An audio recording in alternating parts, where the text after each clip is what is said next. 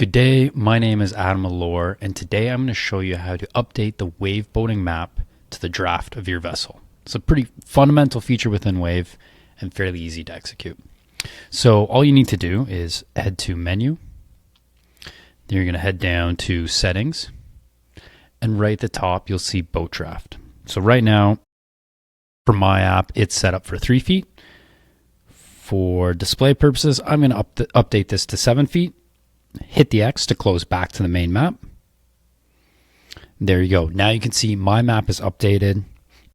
Any depths that are less than 7 feet are showing in that bright red. The contour depths that are less than 7 feet are also showing in the red. So just really easy for you to see where you can go, and more importantly, where you cannot go in the Wayboating app. So it's just Menu, Settings, set it to your vessel, and away you go. If you have any questions, please reach out to our team at community@wayboating.com and have a wonderful day.